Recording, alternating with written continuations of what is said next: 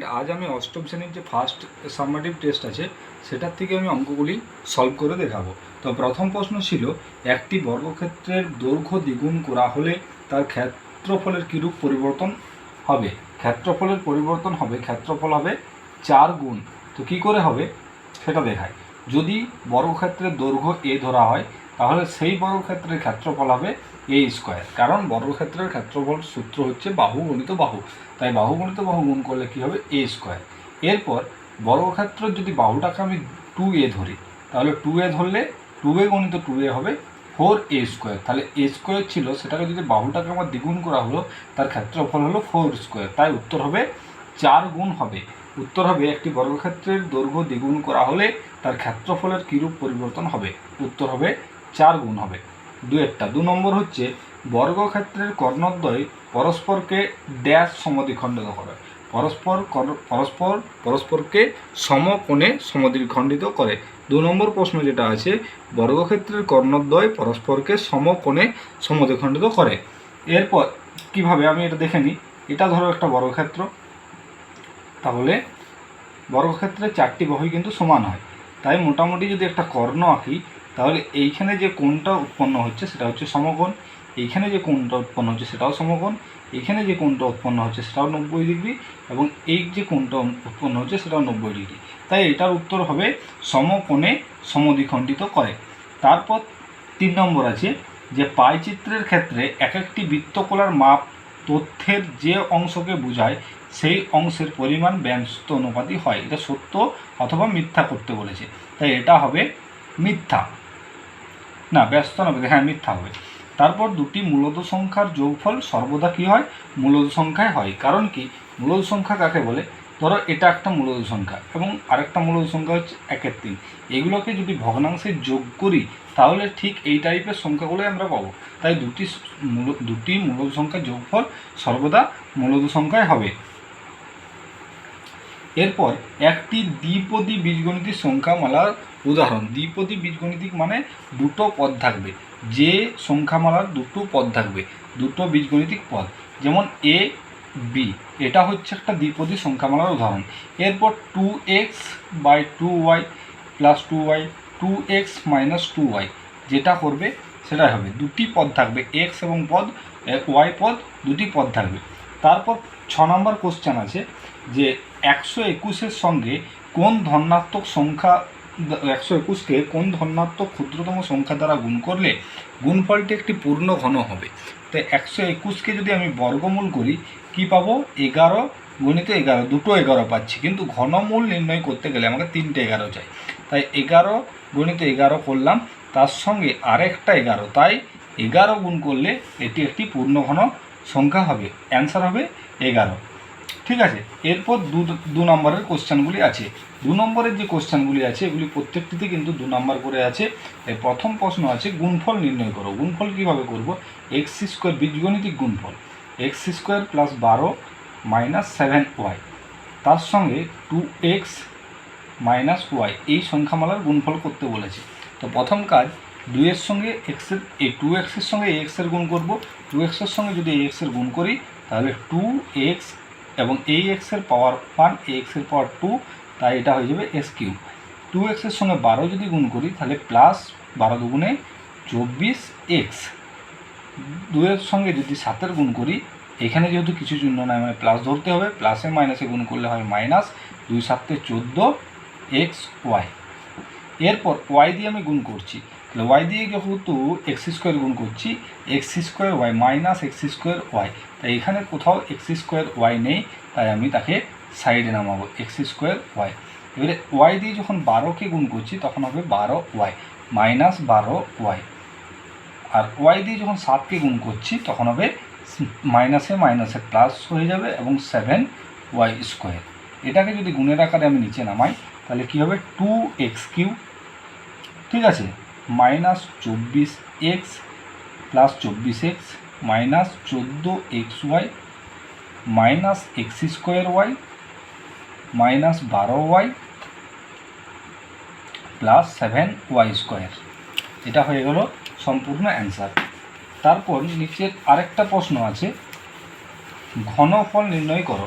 ঘনমূল, 1728 এই সংখ্যাটিকে ঘনমূল নির্ণয় করতে হবে। এটাকে যদি আমি ঘনমূল নির্ণয় করি, কিভাবে করব?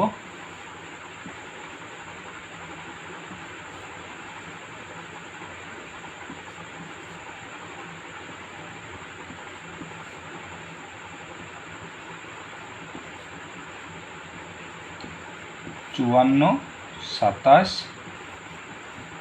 3 দিয়ে যদি 27কে কয় 3 9 27 3 ত্রিক্ষা 9। তাহলে ঘনমূল করতে গেলে 3 3 এবং 3 তিনটা করে একটা, মানে 3-এর 3টার জন্য একটা পাওয়া যায়।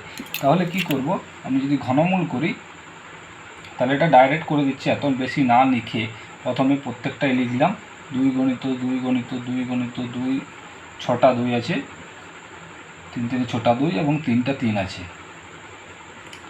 এটাকে যদি করা হয় কেমন হবে, 3-এর কিউ করা হবে, 2-এর কিউ করা হবে এবং 2-এর কিউ করা হবে। তাহলে 3 2 গণিত 2 গণিত 3, 2 2 4, 4 3 12, অর্থাৎ ঘনমূল হবে 12।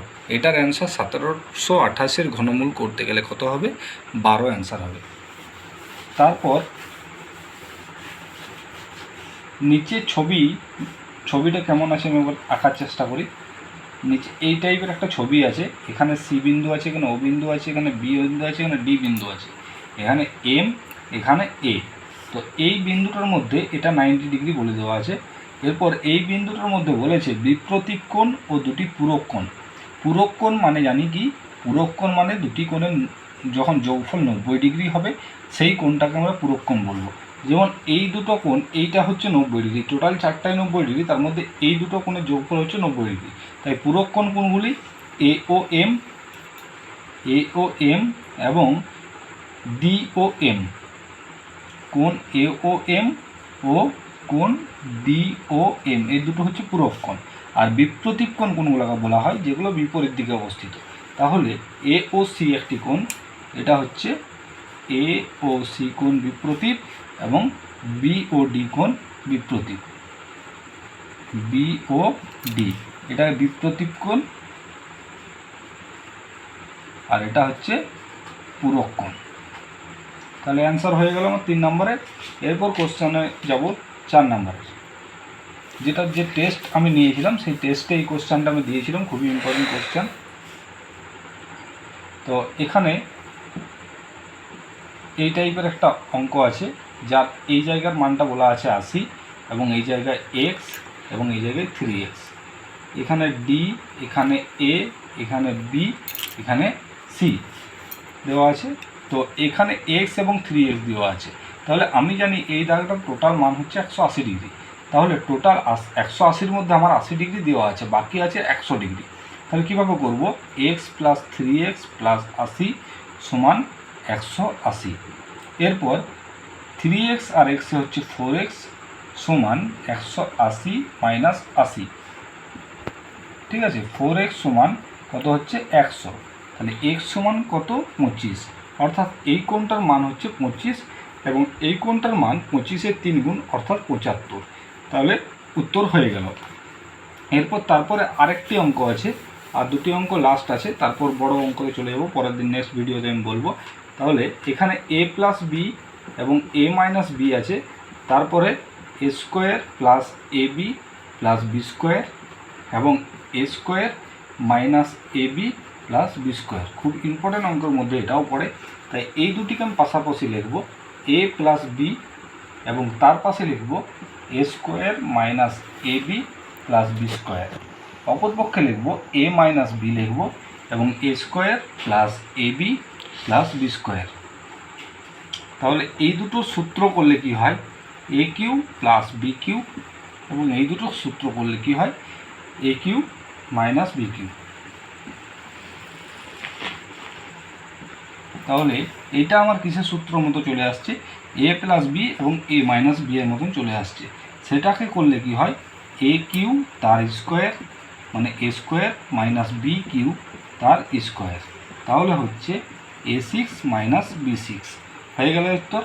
লাস্ট যে অঙ্কটি রয়েছে সেটি হচ্ছে এক্সকে দুটি বর্গের অন্তরূপে প্রকাশ করো। এক্সকে দুটি বর্গের অন্তরূপে প্রকাশ করব। তাহলে এক্স মানে কি আছে, এক্স গুণিত 1। এটাকে এ বির সূত্র অনুযায়ী করতে হবে। এ বির সূত্র যদি তোমাদের মনে থাকে তাহলে এটা করতে পারবে। কিভাবে করবে, এ প্লাস বি বাই 2 তার whole square minus A minus B by 2 তার হোল স্কোয়ার। এই হয়ে গেল এক্সকে দুটি বর্গের অন্তরূপে প্রকাশ। আজকের ভিডিও এই পর্যন্তই। পরের বড় কোশ্চেন নিয়ে নেক্সট ভিডিওতে আসছি। অবশ্যই চ্যানেলটিকে সাবস্ক্রাইব এবং লাইক করে দেবে।